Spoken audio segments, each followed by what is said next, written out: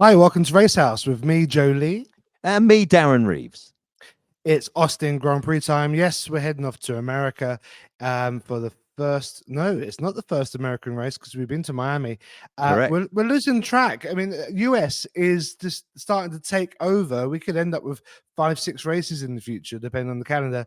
But Austin Grand Prix, it's a huge track. It's a huge circuit.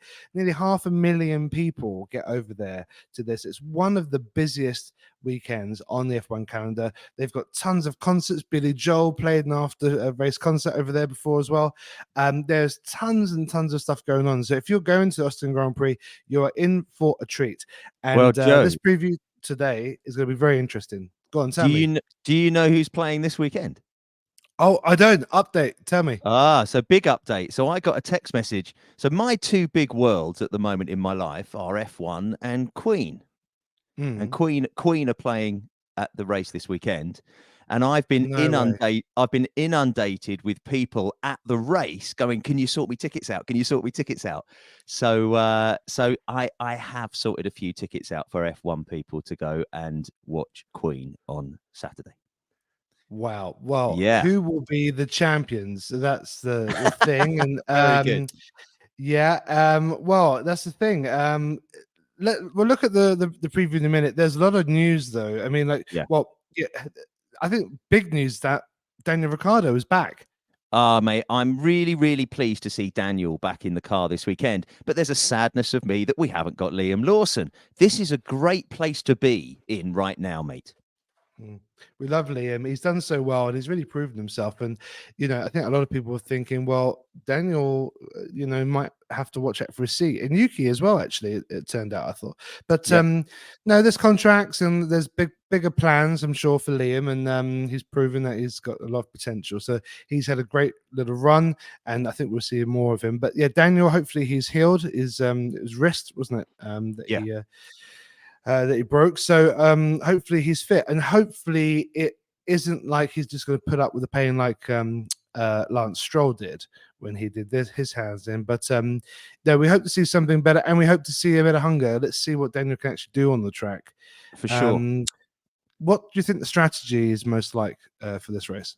Well, I think that if we look back at the previous races at Kota, it's been mainly a two-stop strategy, and I can't see if the weather's going to be just normal, which I think it will be. In fact, it's actually mega hot out there right now. So they've all Mm. come from Qatar, where everybody's lost 2 stone in body weight, and come to America, and it's hot there as well.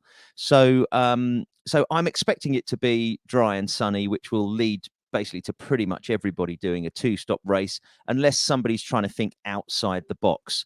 And the drivers who need to think outside the box, of course, there's Lewis trying to beat Sergio for second place, but Sergio's only scored 5 points in the last 3 races.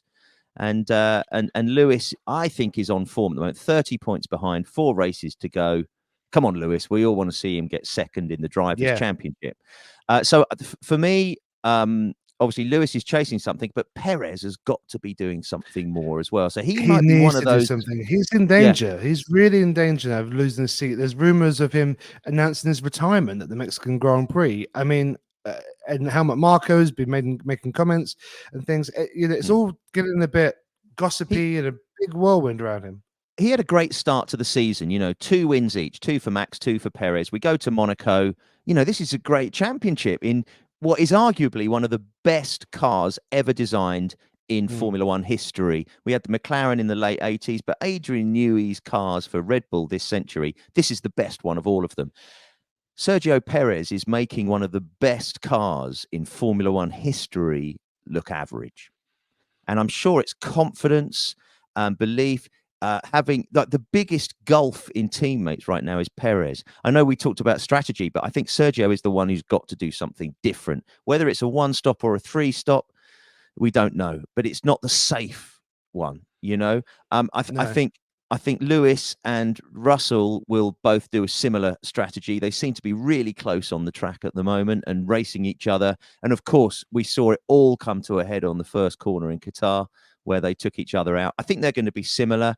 Um, and I think the Ferraris, they're so similar on pace at the moment with each other. I think they're going to be quite simple as well. But we all really want to see what McLaren are going to do, don't we?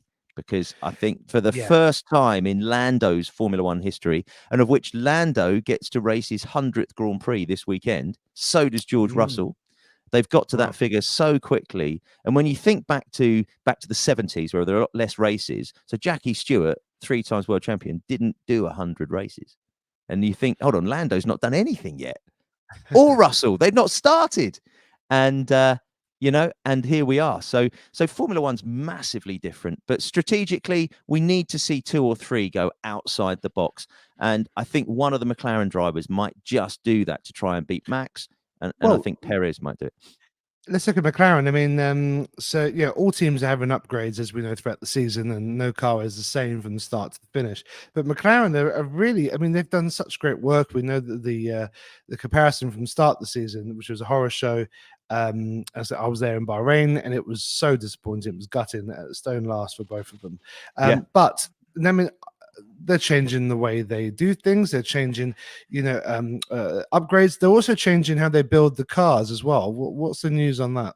So the news is Andreas Seidel, who's come in now as the team principal, has really changed everything right the way from the backroom staff to the direction they go with the cars. But the fantastic thing about this weekend is they are using recycled carbon fiber called carbon, and they're using it on the monocoque where the driver sits.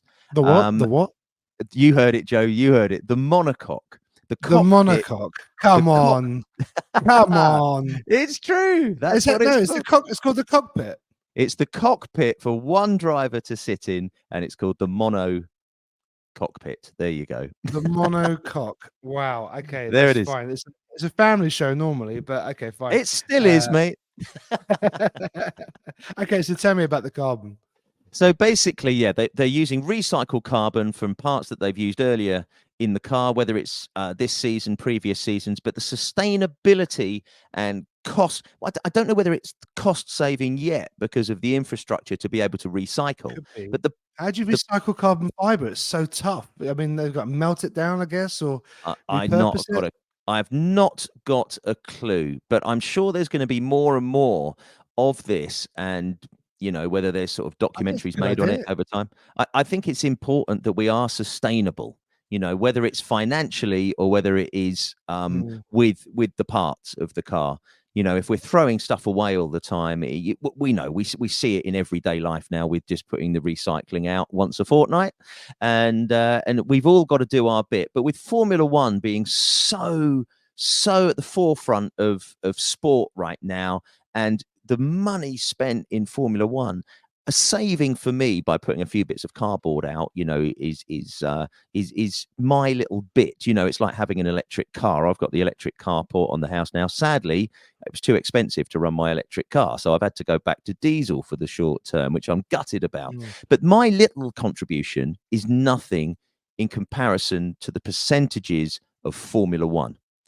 So you think the money that is spent in Formula One, that is made in Formula One, the business side Mm. of it, if they just do a little bit, it's massive in the big scheme of things. And And all this is those small we're seeing that. changes, yeah, they'll have cumulative effects, and then that builds and builds, and then you end up with a big difference. I mean, they've been talking about the trailers they have in Europe. Yeah, They bust them around, and they're talking about having more fixed paddocks. And for teams, you've seen it, especially in the Middle East countries, yeah. they build purpose-built buildings and team paddocks for the team. So I think that could be the future for most of them, especially if we get more teams in. A lot of these circuits are going to have to be redeveloped because you're going to need to have 12 pit garages, Yeah. and you're going to need all the team stuff as well, and you can use those all year round. So it has to work for Formula One, MotoGP, Formula E, and other races and other competitions and events and things. So Well, I was watching one of the other formulas the other day, and they had like 34, 35 cars on track. So all these circuits have, just because Formula One's only got 10 teams, they've got to work for all the different teams, mm, and formulas. So but I think when we're talking about money and sustainability and what those percentages of Formula One are, it sort of leads nicely into, Joe, that there's some news come out today about the fines that Formula One drivers can receive, penalty Right. fines, because the FIA have now increased the largest possible fine that race stewards can give from 250,000 euros to €1 million. Now that is massive, That's massive huge. percentage increase. Is that because of Hamilton walking across the track? So I think it's all come from that. Although when Verstappen decided to drive over the top of Hamilton in Monza 2021, he walked across the track but didn't get a fine. So there's a little bit of inconsistency there, but it has raised questions. But they haven't looked at this fine for 12 years. Now, if we bring 12 years of world inflation into the equation, it's not 400%, is it? I don't think. So No. this is a It's a massive deterrent. increase. Correct. It's a big deterrent for behavior. I mean, there's track limits and stuff, which has been so hot. We always say there's like 2 races you have to do. You have to do the car race, but then you've also got to do that dance around all the FIA rules and remember the rules and Yeah. what happens when there's a safety car or virtual safety car or blue flags and all this stuff. And then this happens, but if this happens, then this has to happen. And not just the drivers, but the teams, the strategy guys. I mean, it is a minefield. It surely is. I mean, Red Bull had to check with the FIA to send Perez back out so he could do another lap and he served a penalty. But they had to check first. I think they were going to just do it. And they checked first, said, well, can we do it? Yes, you can. Off you go. I know Kevin Magnussen did talk about this fine. And he said, well, it's all right for Charles Leclerc. He can just, give one of his watches away, as Sainz nearly did in Italy. But that was nearly taken from him. But Kevin Magnussen's like, well, it would, cripple the other end of the field, and not all these drivers are multi-millionaires, they're earning well, don't get me wrong, but they're not on, like retire now money. No, fines have to be relative to, let's say, an average driver's income. And of course, so those lower ones, whether they're Yeah. Haas drivers or paid drivers, even I don't know where Sargent is at on that, but €1 million for a fine, it just seems massively extreme. It is a deterrent, and we saw that Lewis got a €50,000 fine for walking across the track, of which 50% is suspended unless he doesn't do another infringement or something. So Oh, okay. €25,000. May I think that's much more sensible, even for the money that they earn. So what Lewis has said is, if we're going to be fined these, because if it's gone up 400%, the chances are he would be now fined €100,000. I think that's what's going to happen, is the percentage is going to increase on all the fines. That the money has to go to really great causes and not just be disappeared into the Well, pots of that's the Formula One. thing. It's just going into the I mean, I don't know. Yeah, it's a difficult one because then you just get drivers going, "Oh, fine, I'll walk across the track because it'll go to Crisis or Red Cross." Yeah. I don't know if that quite works in real life. It's good to talk it out though and talk it through. Look, at the end of the day, the drivers got enough on their plate, but I don't know. I just find the FI is I harassing I think every aspect of the I, sport. I think money is so difficult to define. Okay, because £1 million to you, €1 million, sorry, to you and me is a hell of a lot more money than €1 million to whether it's Leclerc or Verstappen or Hamilton or the lower drivers. But the Yeah. thing that really gets them is points. Yes, I was Uh, about to uh, say points. I was about to say the same thing. That's why I was doing that. Points. There you go. that's You what's going think to make them stick to it, not money. just like a driving license, you go out, you get 3 points if you're Yep, speeding. 3 point deduction. Well, correct. you're And not then doing that again. it's equal for everybody, and it's the same for you, me, anybody else. Whether it is points on their license, Joe, or points in the championship. Suddenly, if you're Mm. going to lose 5 points in the championship, but then again, 5 points to Alpha Tauri and Haas is not the same deduction as 5 points to Red Bull and Mercedes. But then also, if you do earn the points and you're a good boy, a good racer, you get the points. You've got to pay for the points that you get. Yep. So Verstappen, I can't remember the exact figure. He got a whacking great big bill for last year for the points that he got. I mean, how does that work? And I So think the teams pay it, but like, I don't understand that, Joe. I've not heard this. Come on, tell me more. What's this? am I being? I think I'm not sure. I'm not making it up. I think that every point that you get, you have to pay the FIA. I think we should look into this more for another podcast, mate. I don't know about this. So Let's try a pause and then yeah, let's see if we come back to this episode. yeah. Mannequin challenge over. Right. I took a little time to look this up, and it's true. So the super license required to race in Formula One, it costs $11,000 plus $2,200 per point scored. So Wow. Verstappen's fee for the 454 points he scored in 2022 would have totaled just over $1 million, simply for the Wow. privilege of competing.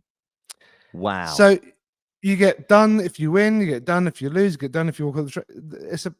This is ridiculous. It's Or obscene. or it's just a great business model, mate. That's what it is. And is this Bernie? Bernie at his best, It was or his worst, or yeah, his worst. or the other guy, Max Mosley, at the Yes, time. mate. This More is news. likely. So we've both learned something new, mate, in this podcast today. You've learned about the points, and I've learned about Yep. monocoques. Yeah. See, this is what we're here for, mate. We're here for the knowledge fountain of Formula One for all of us. Points and cocks. Like and subscribe. So, Joe, It's the thing. Yeah. let's move on from it. Let's talk about sprint racing. Let's talk about the sprints. I'm not much of So, a sprinter, Darren. I'm more of a long, I'm lethal over short distances. It's true, like a hippo or a rhino. But sprints, I was never great at sports days about this. What do you mean about sprint? Is it another sprint weekend already? so Joe, we had a sprint race at Qatar last time out. We now have back-to-back sprint races here in Austin as well. But not only that, Joe, we've got one at the next race in Brazil. Oh, hold on a minute. We've got Mexico in between. We haven't got so we've got Mexico, which is a normal weekend. Then we've got Brazil, which is another sprint and final sprint race of the season. Before we then everybody ventures to Vegas and finally Abu Dhabi. So so sprint race this weekend. So we've got qualifying, mate. Friday evening UK time. It's a late one for the UK viewers. If you're in the Middle East, Joe, which I know you sometimes are, I think it's in the middle of the night, mate. So I know the race is starting at 11 p.m. Right. On Sunday. So yeah, most likely. Yeah. Because is it what time is it on locally at Kota? Mate, so because being Austin, what are they? 6-7 hours behind UK. So I think it's lunchtime, normal 2 p.m. 1, 2, 2 or yeah. 2 or 3. Yeah. Well, yeah. This is the thing, and this is why, like, if you're in Australia or somewhere in New Zealand trying to catch these races, often the time difference just really sucks to watch it live. And being in the UK or Europe or Middle East, you can kind of get the tail, but sometimes they change it. I think Vegas is going to be in the morning for me, Right. 8 a.m. Okay. Middle of the night for you, is it about 3 Mate, in the morning or I'm something? going to be honest with you. I've not looked at it, but my guess is they're doing a night race like Singapore because it is just one of the most spectacular cities I've ever been to, mate, and can't wait to see a Formula One car drive down the strip outside the Bellagio fountains and so on. Well, you can enjoy that at 6 a.m. UK time. Right. I just checked. So like 10 for me. Yeah, like Japan then, basically. So that's Like similar. Japan. Yeah. So I go down to my local fan zone and have a nice English breakfast at 10, and then you're going to be like getting up about 5 and bleary eyed and again. So Yeah. if you basically everyone move to Dubai, and then Well, you better watch the races in comfort. Joe, I think, Joe, we're going to be together watching that race. I think I'm going to be with you. Yeah. Yes, I did think about that. Yeah. Yeah, we are. You're coming to Dubai. You're going to do a gig, and we will. So I'll just check on it here. Yeah, 19th November in the morning. So we will go to a fan zone together, and We will. We'll try and do a broadcast from there. Yes, that sounds pretty fun. Let's try that. I think it sounds brilliant. So back to sprint racing. So we've we've got qualifying Friday, which is today for us this evening in the UK, and then sprint qualifying tomorrow, followed by the sprint race. And I think the jury's been out for me with these sprint weekends. You know, I find it devalues qualifying. I think having two races devalues the race. I don't know. It just seems a bit disjointed, and I think I know what you mean. the points available on it are just a little token gesture. You don't go on the podium to receive your little trophy or whatever, a little plaque or what it is. However, we got to see a new winner last time out with Mm, Oscar Piastri in the sprint race in Qatar. incredible. And do you know what? It just shows you Max can be beaten. And I Mm, think we've still got some more racing to happen. I think Max has ridden his luck a few times. He's been so far out in the distance as well that nobody's challenging him. When he does come up behind people, they're like, "Well, you're not my race mate." You know, it's like the McLarens and Mercedes and Ferraris are racing each other, and Aston Martins at times. You know, so they're just like, "Let him go. There's no point fighting him. It's just going to slow me down for 5 laps if I try and fend him off and defend." So, um, but I think there's plenty to look forward to, even though the championships are sewn up. I think the sprints are getting more and more interesting. So Qatar sprint was a really good race, and I'm trying to remember where the previous sprint was, Joe. And without looking it up, I can't remember. But I know for definite the last two sprint weekends have been my favourite two sprint weekends. So I'd Belgium like was to a think we sprint. just it was Belgium, was it? So back just before the summer break. So I my jury that is out is starting to like the change of format. Um, but with these late times as well, Joe, in the UK, what you've got to remember is these Australian viewers and these American viewers, you know, it's such a European based formula over the last 73 years of his existence that America have been it's been the middle of the night for most of them or too early in the morning or Mm, whatever. So it's only fair if this is a World Series, if I use the phrase, the American phrase, yeah, we've got to start sucking up some of this ourselves in Europe as well, you know? that's a good And point. Yeah, we yeah, need to do our fair share. It's true. correct, and have it spread around. And the fact that they've now got essentially three races in America, two of which are quite close together. You know, Austin and Las Vegas are not that far apart when it comes to American geography. But you know, when you think how close Zandvoort and Spa and Monza and Paul Ricard and Monaco and Silverstone, they're all in this little pocket of the world. And They are, we but sorry, go. Yeah, but they give no a different flavor. I think that's the that's also that thing. It's not just the time zone. It's like it needs to have a different flavor each one. You know, a different culture behind it, and that's agreed. what makes it exciting. You know. Yeah, and there are a lot of different cultures in Europe compared to America. You know, like I've travelled America quite a few times, and each state does have its own color, as it were. But because everybody speaks the same language, it does soften that a little bit as well. But mate, I love America. It's one of my favorite countries to go to, and I've got to say, I'm really jealous of my friends who are there either working in Formula One this weekend, or I've got some friends that are spectating and then my friends in Queen as well, you know, that I'm in contact with all the time. I've got to say, there's a lot of jealousy going out this weekend from me. I bet. Yeah, I want to see Brian May down the pit lane. I want to see him, you know, checking out the cars. I think maybe Roger will be down there. Is it up his Well, street? Roger's really into his cars. So it's definitely a Roger thing more than a Brian thing. But also Tyler that plays percussion in Queen. You know, I've toured around the world with him 4 or 5 times over the last few years. And I hope, I hope he's got the bug of it now because we'd be on tour and I'd be watching it on the tour bus or in the dressing rooms. And I might have just annoyed him, but I'm Well, hoping he'll get into it because of me. let's do a shout out to Queen, Yeah. the formidable force, the most one of the most awesome bands in the world. So Brian, Roger, all the band members, Tyler, who I've met, is a lovely guy. Yeah, Queen, break a leg for your gig, and we hope you get the Formula One bug. And you follow us on Racehouse as well. Maybe we'll get Roger on here one day, and he can have a chat about Who knows, mate? Who knows? his Next love. year could be possible. Talking of like celebs and things kind of getting involved, we did talk about Brawn a long time ago. There is the film we talked about in development. It's now coming out soon, and this is Keanu Reeves and Ross Brawn talking about this incredible year where basically Ross Brawn took over this company. What was it? Jaguar? Who did he take over? Yeah. Yeah, Yeah, I'm gonna have to look or back at was it, that but Red Bull? I think it was Honda that he bought. Yeah, maybe. So he bought that, and then literally that season, Jenson Button won the world championships, and well, incredible. And it's such an incredible story. They're making this documentary movie. So Keanu Reeves is uh, presenting that, probably producing as well. I'm really, really interested to see the story, and he's caught up again with Jensen to talk through kind of how he felt and how the season was going, and certainly that Canadian Grand Prix, which was like.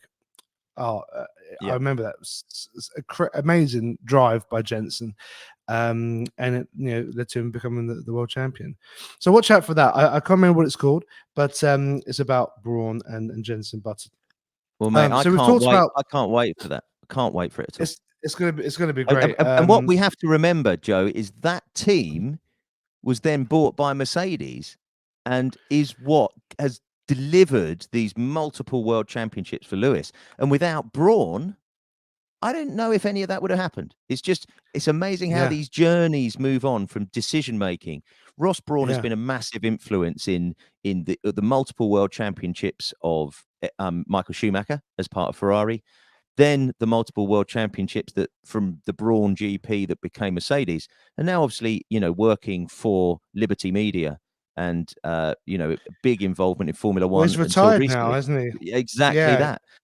he's Huge person. and he's a huge guy. I met him once at Silverstone. He's a big guy, um, and yeah, what an absolute ledge. I mean, like the figures in the sport. I think him, Adrian Newey, like these guys have been around for a long time, and they really know everything there is about this sport. So if you ever get a chance to brush past any of these people, like, I mean, Adrian Newey has a book called How to Build a Race Car, and I haven't read it myself, but I know it is the definitive guide, basically, that everyone is the Bible for building an F1 car. So yeah, that's amazing. Yeah, look, it's gonna be a great weekend. I do like a sprint. I know what you mean about it devaluing. The race dilutes perhaps a little bit, but you got. I don't know. I'm still not a fan of practice. I know you need to have practice, but I love a little bit of a race. If you're there, a little bit of competition, especially when you're there in the stands. If you're at home watching TV, you're thinking, oh, yeah. But when you're Uh, there to see all the I'm races slightly competing, it's I'm brilliant. slightly the other way, actually. I think the sprint weekend is more about the TV viewer to get people on TV. For me, the practice, the normal structure for a weekend is two practices on a Friday for an hour, so FP1 and FP2, and then on a Saturday FP3 going into qualifying, ready for the Sunday race. When I've been to Silverstone as a fan for many years with my boys, more recently, all the grandstands are open for free practice on a Friday. So if you've just bought a roaming ticket, because even a roaming ticket is £300 for Silverstone, you on the Friday you can go into all the grandstands. Last year it was a sprint weekend. Silverstone. Oh no, was it? No, was it 2021? Sorry, was the sprint weekend straight after COVID, and because it was qualifying that day, you couldn't get in any of the grandstands unless you had a ticket.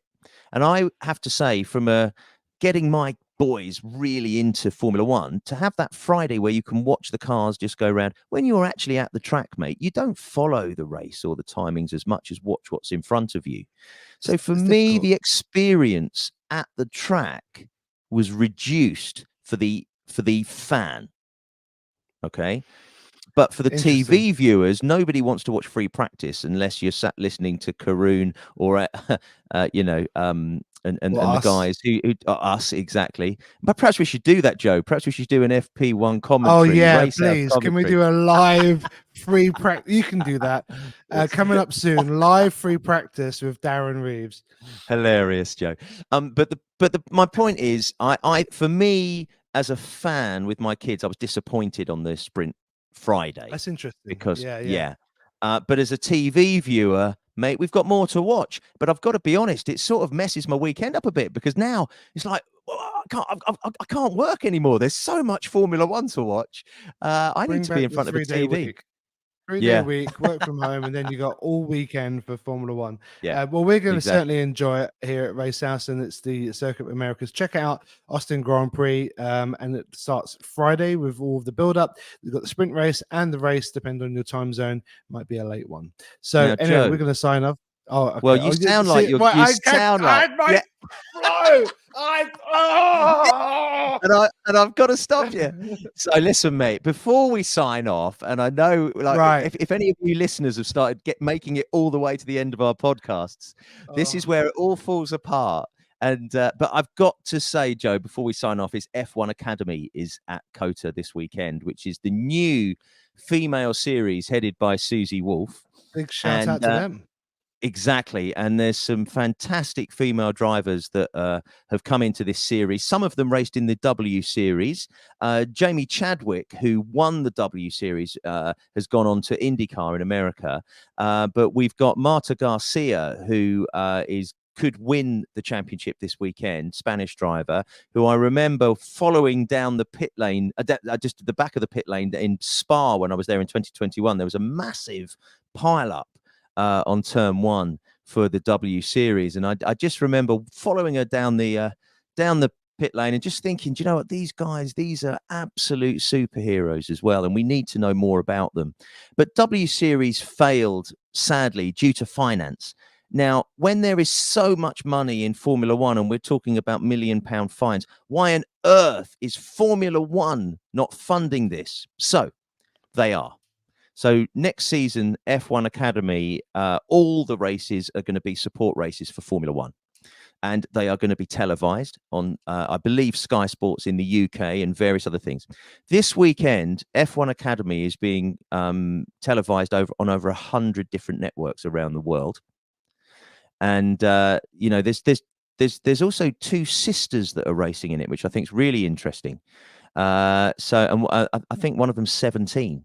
So who's come up through karting and in my world, and I'm fascinated.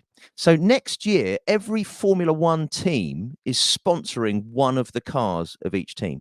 So it has Oh, great. so there'll be a Ferrari livery and a Mercedes. So we are going to get to see these cars, which aren't Formula One cars, but they will be Formula One livery and paid by each Formula One team. That's a great Okay. idea because it also boosts the quality of it. It's not some other Yeah. series. Correct. I think it's got to be connected with it. And at the end of the day, what we all want to see from this is to see a female in Formula One at some point in the next few years.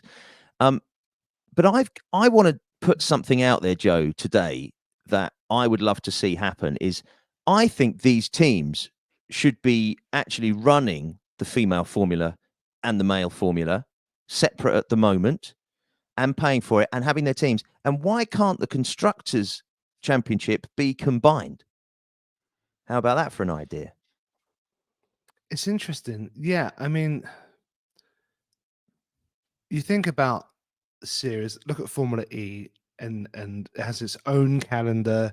Yeah, MotoGP has its own calendar. It kind of follows Formula One to an extent, with plenty of circuits that it shares. You could think, well, F1 Academy could be its own series standalone, so it's all out there on its own. But like women's football, it needs time to get started. It yeah. it needs that support, that boost, that lift.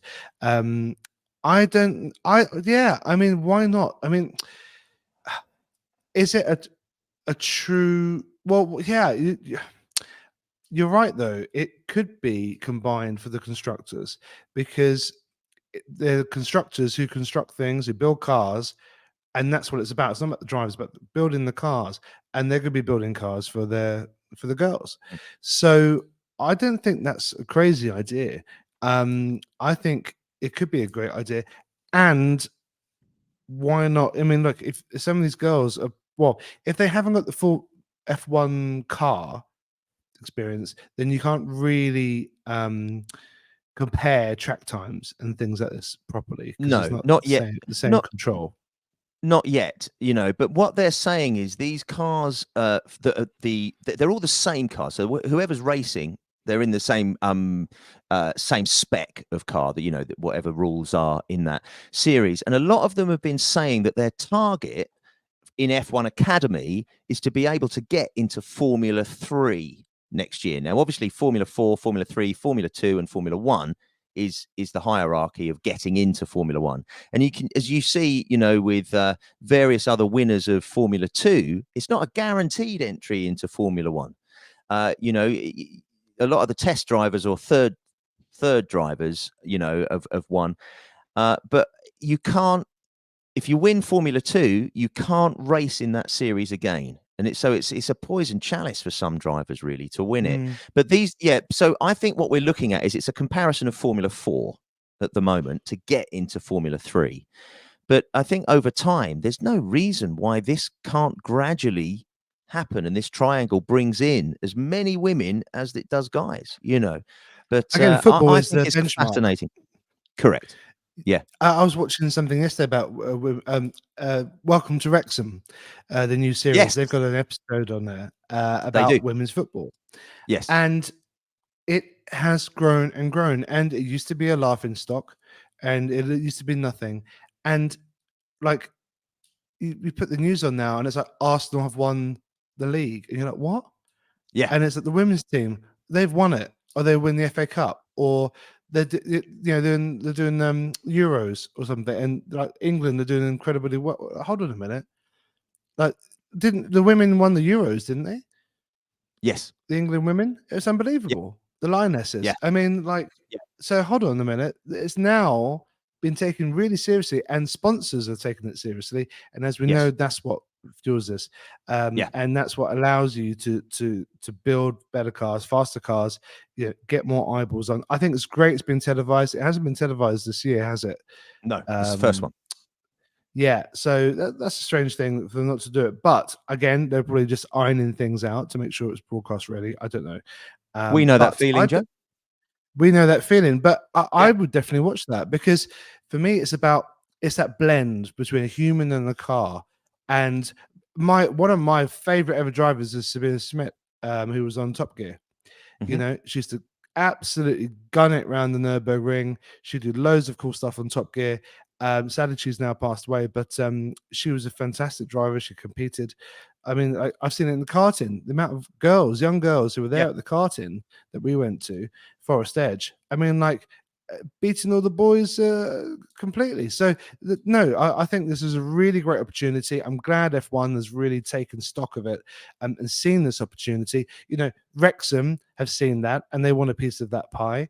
Yeah. Why not? Why alienate half of the population? So we are Yes. pro women here at Racehouse. And we hope to have a female presenter at some point. So if you're interested, put it in the comments and you That's can a come and great join idea, us. Joe. Great idea. There you And go. that leads, and before we sign off, Joe, that leads nicely on to the final point I will bring up. So Ryan Reynolds, not only co-owner with Rob McElhenney at Wrexham, also co-owner at Alpine F1. And they bought a stake in it earlier this year when around the time of Silverstone, I think it was announced. Well, there's some more celebrities that have bought into Alpine this week that has been announced. So Rory I haven't seen McIlroy, this. golf Right. world number 2, has bought in, and Anthony Joshua, boxing world champion. They've all bought in to part of this Ryan Reynolds stake of Alpine. Yeah, it's a big Yeah, consortium of guys that put this that's deal right. together.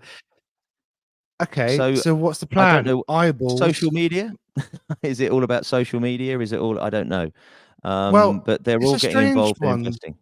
Why haven't they bought Williams or Haas? It's very strange to me because Alpine is just rebranded Renault. And Renault Yes, is basically, I think 50% maybe French government. So they're right. not short on money. Like they don't care because Mhm. it's government. It's basically government funded races. So that's billions and billions, right? Really. But they don't really talk about it. But I don't understand this. Maybe the French government have sold their stake. I I'm don't not know. sure, mate. I'm not sure, but Renault, we talk about constructors. They are a what's the word I'm looking for? Like Mercedes and Ferrari. They They are build retail, they build yeah, cars. cars Yeah, for yeah. the street. Yeah, I can't think of the word now, but there is a word. Yeah, I know what you mean. yeah, Yeah. there is. It's gone, but don't worry about it. It's it's early it's not early in the morning. There's no excuse for any of us, but they are. And whereas Haas and Williams are private teams, really, and McLaren. So they're Road cars. yeah, I just think Renault seem to have lost interest in all this and trying to brand their supercar, which is Alpine. Really, it's lost its way. I think they've got two okay drivers. Gasly is rebuilding his career at Alpine and doing really well for that car compared to when he was at Red Bull with Max Verstappen, and he was just too young and too inexperienced. Albon rebuilding his career at Williams after being Max's teammate. And we've talked about Perez, but just getting back to Alpine, they just lost their way really. But there's a lot of money there, and that now we're getting celebrities involved with it, bringing their money in. Is it going to be taken over? Really, I don't know. We should watch this space and see what happens. I But wonder if mate, Jeremy Clarkson got a stake because Alpine are down the road from Jeremy Clarkson. And he said, if you get points this weekend, I'll bring you a load of beer.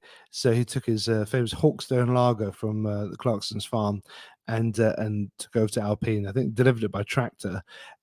So he's got a bit of a shine. He was at Bahrain this year, and Martin Brundle said, "Well, who do you support?" He said, "Well, you can support them for that reason, a bit of them and a bit of them." But I'm sure Alpine's the nod, so maybe he's in there as well. I don't know, but yeah, it's a I funny don't know. one. Look, next year. I guess they're cooking up what they're going to do with that. Next year, we're probably going to see a lot about Alpine on social media, especially if Ryan Reynolds gets involved with massive marketing, which he runs. But yeah, okay.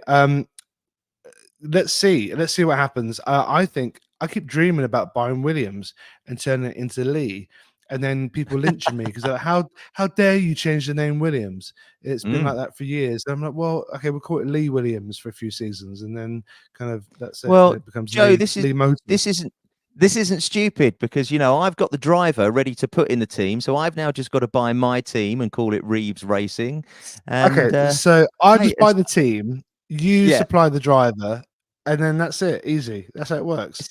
mate, it's the Stroll formula. It's so simple.